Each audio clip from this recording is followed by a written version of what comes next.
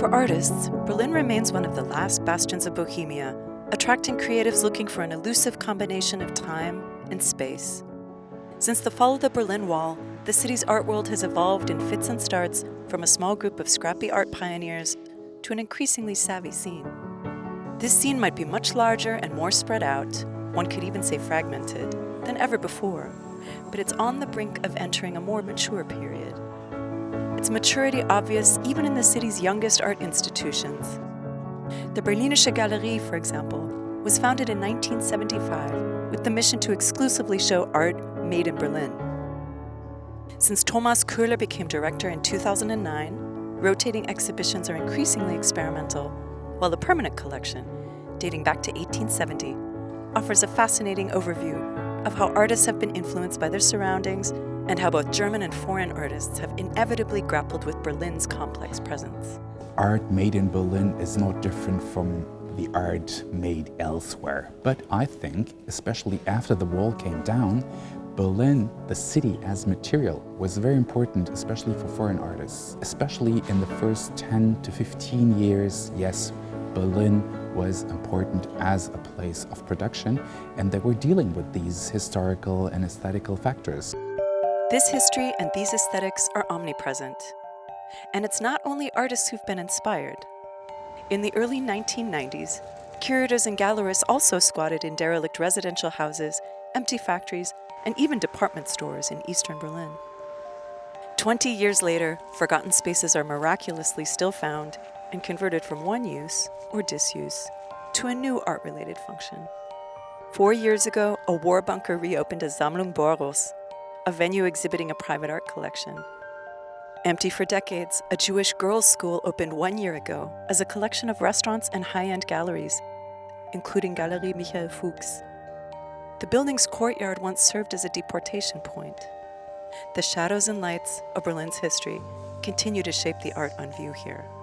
The history of the space itself is resounding in there. It's not just the work itself, it's also the presentation, and it somehow has this historical context. It's something of our time, and I think that's clear in the spaces where it's created and in the spaces where it's shown. In 2011, British art gallery Blaine Southern opened a Berlin outpost on Potsdamer Straße, currently the city's most concentrated art strip. The gallery occupies gargantuan spaces that once held the printing presses of the Tagesspiegel daily newspaper.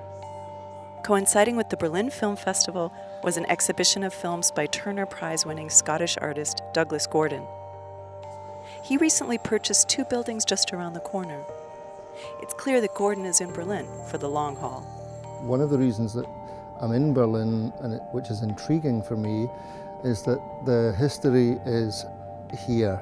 It's not necessarily in these bricks and mortar that we see.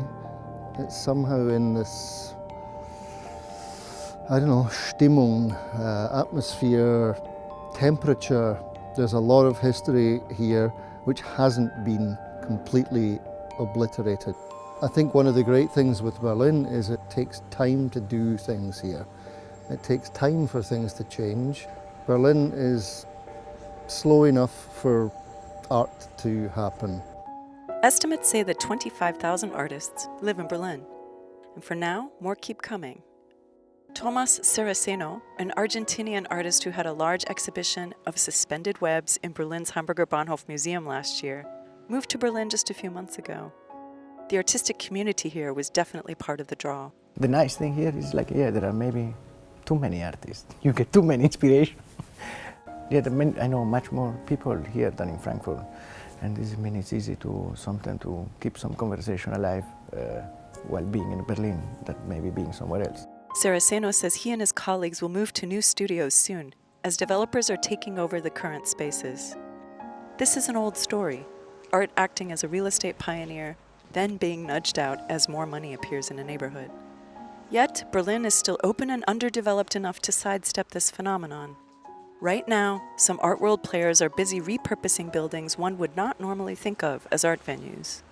Star gallerist Johann König, for example, is revamping St. Agnes, a 1960s brutalist church situated in a nondescript area of Kreuzberg. Its interiors will be modified in the upcoming months and are remarkably suitable to exhibiting and viewing art. Churches were built for contemplation, and what it has together with a church, a gallery, is normally you're alone with yourself and with other people, but you are in public, but you're still alone. So you contemplate with artworks, with your belief or whatever, and you share things with others, but it's very intimate at the same time. Unlike some of the more ramshackle, temporary gallery projects of 10 or 15 years ago, Koenig's expansion is well thought out and involves considerable investment. A number of smart younger galleries like Thomas Fischer have also opened in the past 2 or 3 years in intimate residential spaces, doing well despite the lingering financial crisis. Is the Berlin art market evolving alongside its artists?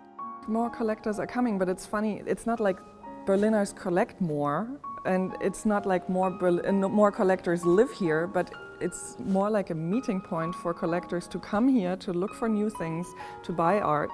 It's a place for ideas, and it's a place where some collectors do find things. Definitely it won't have the sales volume that New York or London have in terms of galleries selling a lot of high-end art. So the market is still less about hard sales and more about the innovative spirit that Berlin provides, a spirit that the powers that be have finally validated. I think absolutely that art has become one of the most important factors in the whole city branding, which is good, I think. It's never going to be the banking capital of Germany or the world. So I think the cultural part of the city is so strong and so important and part of its identity that this will continue to attract people, to attract curators from all over the world and artists. In Berlin, art and artists are a unique selling point, but one that hopefully doesn't get inadvertently squelched as more people arrive and the things artists need most to thrive and create, time and space, become more scarce. Thankfully, that seems to be a long way off. In Berlin, for Monocle, I'm Kimberly Bradley.